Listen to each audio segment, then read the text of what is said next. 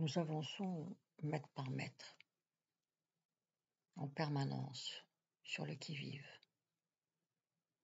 Une seconde d'inattention suffit pour que nous nous retrouvions écoutant le bilan laborieux de notre vie énoncée par le Créateur. Quels soldats, mon Dieu, quels soldats ces Allemands! C'est dans ce village italien que je prends l'exacte mesure de la règle d'or du soldat lors d'une bataille.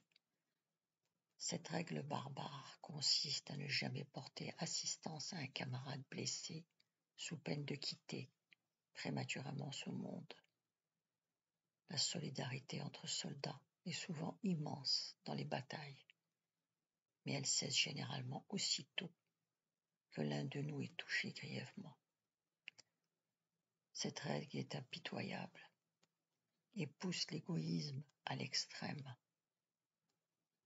Alors, nous affinons les réflexes de survie.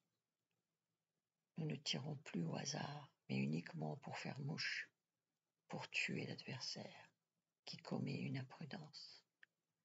Et en quelques jours, j'ai fait des progrès, d'énormes progrès dans l'art de deviner les intentions de l'ennemi et de fantastiques progrès dans celui d'atteindre mes cibles.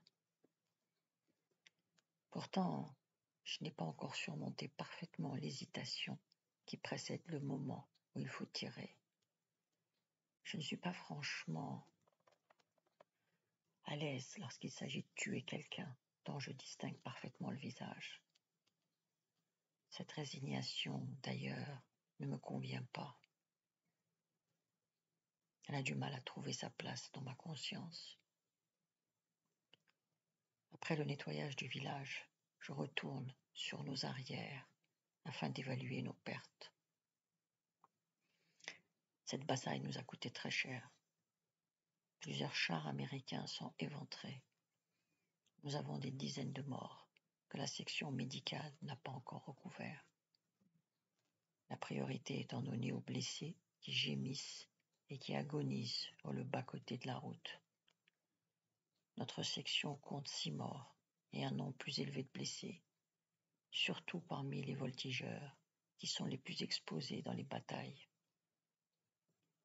Mais si nous avons des pertes sévères, que dire de celles de l'ennemi?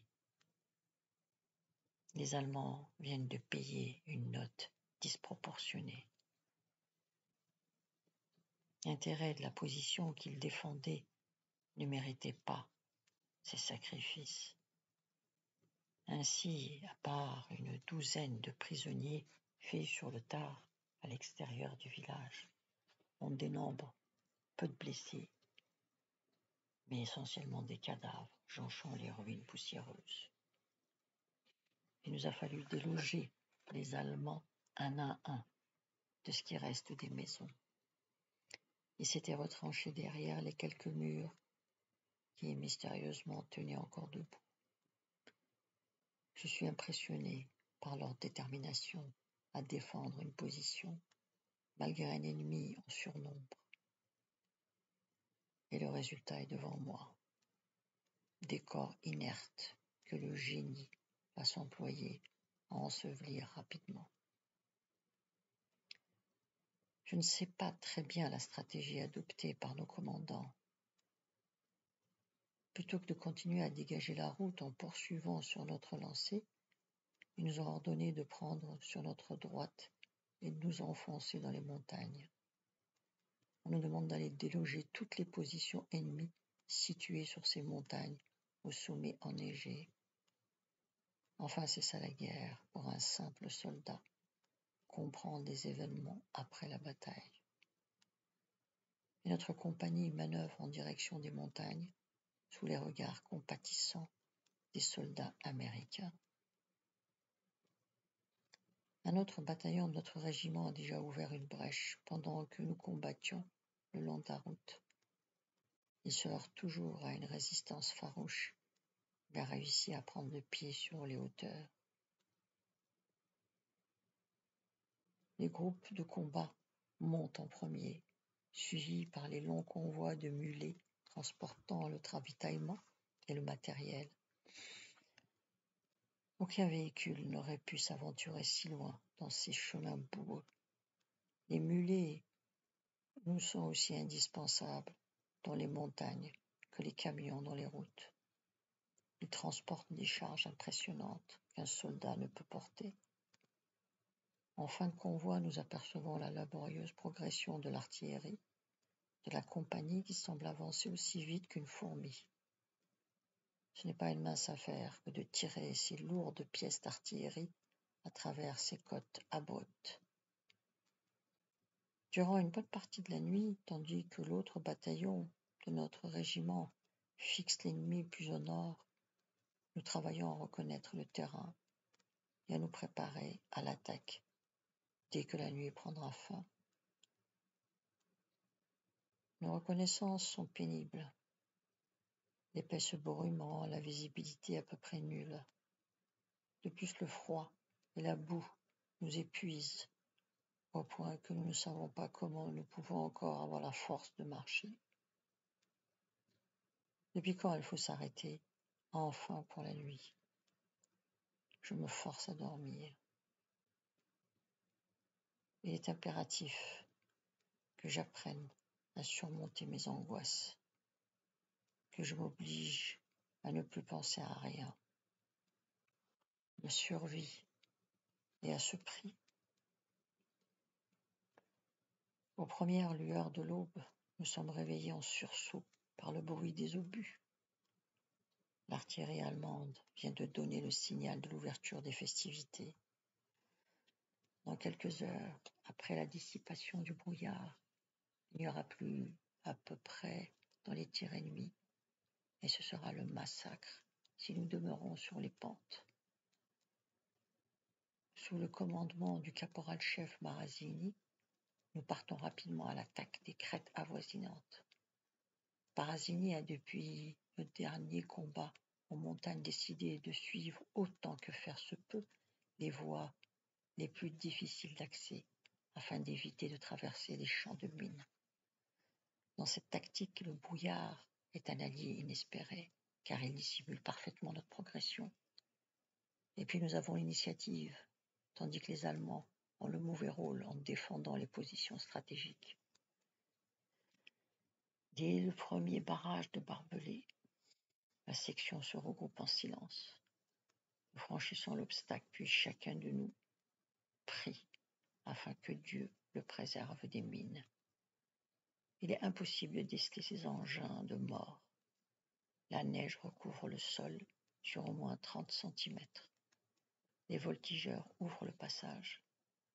Notre groupe marche sur leurs traces à une distance respectable dans le cas où l'un d'eux sauterait sur une mine. Il n'y a rien de plus ridicule que de mourir à cause de l'explosion d'un de ces engins. De plus, les mines allemandes ont une particularité diabolique. Elles n'explosent pas à partir du sol comme les nôtres. En effet, si elles sont enterrées, comme toutes les autres, seules les antennes de l'allumeur dépassent du sol. Une légère pression active une charge qui propulse la mine à plus d'1 mètre du sol avant qu'elle n'explose en l'air. Ensuite, la mine projette des petites billes d'acier dans toutes les directions. Les Allemands ne reculent ni devant l'ennemi, ni devant le raffinement de leur arme. La seule parade que certains soldats ont trouvée est de courir dès l'explosion de la première charge qui précède l'envol de l'engin. Cette pratique est risquée car on ne prend plus dès lors aucune précaution. Nous marchons tels des fantômes, n'écoutant plus l'écho des batailles qui se déroulent à quelques centaines de mètres de nos positions. C'est incroyable ce que la proximité de la mort peut développer l'éveil de nos sens. Un bruit imperceptible, une ombre qui bouge et nous voilà prêts à tuer. Retenant notre souffle, nous sommes tous là en train de guetter l'incident, prêts à plonger à terre au moindre moindre signe suspect. L'épais brouillard muant les couleurs naturelles en une teinte morbide accroît l'effet macabre de notre situation. Chacun de nos muscles, chacun de nos sens est en état d'alerte maximale. Le sentiment affreux que notre vie peut s'arrêter subitement à cause d'un faux pas nous incite à une vigilance extrême. Nous sommes comme le cheval, comme le chacal, qui s'apprête à plonger dans sa proie. Se révise au dernier moment après avoir flairé la présence de son ennemi mortel. Notre vulnérabilité prend les formes de l'absurde. L'ennemi n'a aucune caractéristique humaine. Il rôde quelque part près de nous, attendant patiemment que quelqu'un commette l'acte fatidique. Je regarde autour de moi, sans voir les autres groupes de notre section. Je les devine seulement dans le brouillard, à quelques dizaines de mètres de nous, éprouvant certainement les mêmes incertitudes et les mêmes angoisses. Devant nous, sur les hauteurs, la luminosité est légèrement plus élevée. Tandis que nous approchons de la crête, j'entends sur ma droite une petite, puis une plus grande explosion l'instant d'après. Un bruit sourd, atténué par le brouillard. Aucun doute à avoir, un des nôtres vient de marcher sur une mine. Dans la minute suivante, nous entendons 2 autres explosions. Cette fois, je ne pense plus aux malheureux hachés par les mines. J'ai une appréhension car maintenant les hostilités vont s'engager. Les explosions n'ont pas pu passer inaperçues dans le camp adverse. Les Allemands vont réagir. Et c'est cela qui retient mon attention. Le crépitement d'une mitrailleuse lourde brise le silence. Je vois distinctement l'origine du tir d'après les balles traçantes. Ils tirent en direction de l'endroit où ont eu lieu les explosions. Un mauvais moment en perspective pour nos camarades. « Youssef, Youssef !» crie Barazini. Je cours à sa hauteur. « Oui, caporal-chef. »« Tu as vu d'où venaient les tirs ? » ?»« Oui, caporal-chef. »« Rapproche-toi le plus possible, sur la gauche, et mets-toi en position. Il faut immédiatement soulager le groupe attaqué. Allez, nom de Dieu, bouge-toi, mon frère. » Djilali est évidemment déjà aux avant-postes, en reconnaissance. La première ligne de fortification est là-bas, me dit-il. Bien, je m'en occupe. La suite demain à la même heure, vous pouvez vous abonner.